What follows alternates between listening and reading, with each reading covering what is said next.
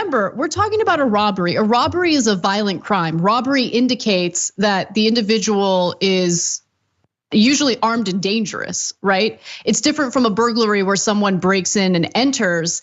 And with this violent crime taking place at that very moment, these two cops decided playing Pokemon Go was way more important. It's kind of almost a lighthearted story, especially when it comes to cops. But I'm going to end it on a Debbie Downer.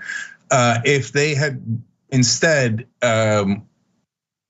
beaten an African American and it wasn't on tape, they definitely would not have been fired. My job will actually make my kids envious of the Young Turks audience because I'm going to talk about Pokemon, which is something I rarely do. 2 LAPD officers were fired in April of 2017 for ignoring a robbery in progress in order to instead play Pokemon Go. If you're wondering why we're just hearing about it, well, Vice reports that according to the officer's appeal, which was recently published, former LAPD officers Luis Lozano and Eric Mitchell were fired for willfully abdicating their duty to assist a commanding officer's response to a robbery in progress and playing a Pokemon mobile game while on duty. More on this later because all of what I just said is a lot.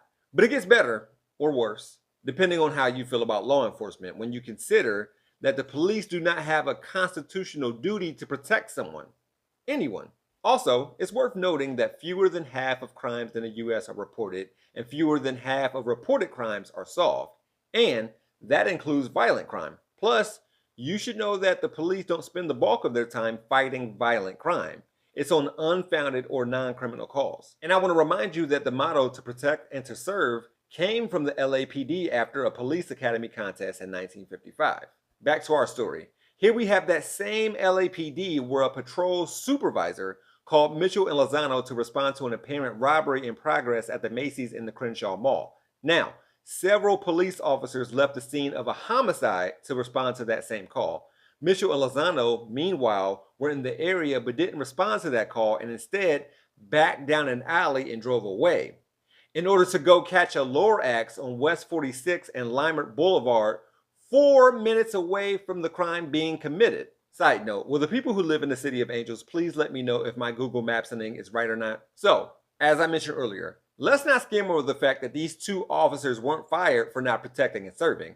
They were essentially relieved of their duties for not following a superior's orders, a commanding officer's response. These 2 officers argued that the recording should not have been used in their disciplinary proceeding and added that they had been denied the protections of the Public Safety Officers Procedural Bill of Rights Act.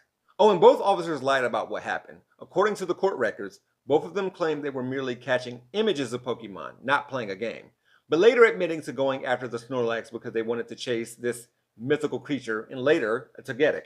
So, for my 11-year-old and 8-year-old boys, I know, so young. How can Jeff have kids that old? Here's this. A Snorlax is a huge bipedal dark blue-green Pokemon with a cream-colored face, belly, and feet, known for lying down in an intersection and occupying a city block. And a Togetic is a small flying Pokemon that can sense the kindness in other people. The irony. With all the news about the LAPD recently, the jokes just write themselves. For Rebel HQ, I'm Jeff Wiggins. My architect knows Japanese. For more from the Young Turks, stay right here. If you want to see content from yours truly, click on the hashtag below. I can also be found on all socials at He Gon' Be Alright. Thanks for watching.